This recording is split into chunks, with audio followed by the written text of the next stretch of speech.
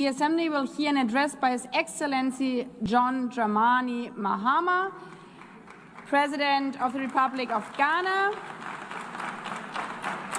I request protocol to escort His Excellency and invite him to address the Assembly.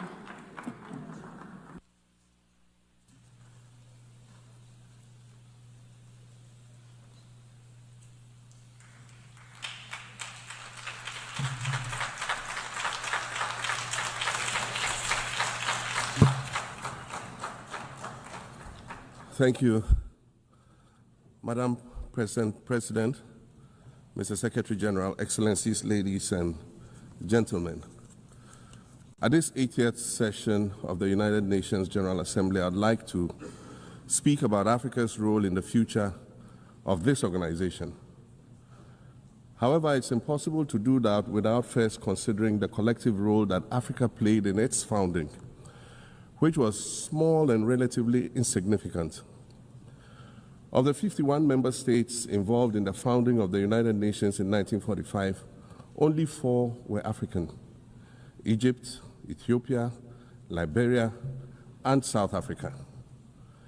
It is important to point out that the United Nations came into being in the aftermath of World War II because of the inability of its predecessor, the League of Nations, to avert a large-scale global conflict, which had been its guiding purpose when it was founded in 1920 at the end of the First World War.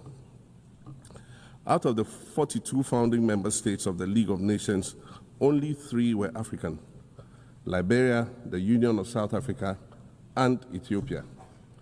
Egypt was to join later in 1937. Africa's overall participation in the organization's founding was minimal and relatively unimportant. That's because before all the other talks and meetings, representatives from a group of 14 nations gathered in Berlin for a series of discussions that began in 1884 and which led to the partitioning and formal colonization of the African continent, which is also called the Scramble for Africa.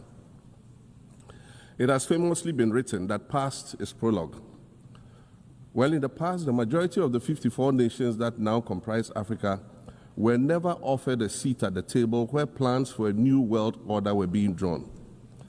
But, Madam President, as fate would have it, the tables are turning, and Africa's role in the authorship of whatever is yet to come for this world is going to be huge, and it will be consequential.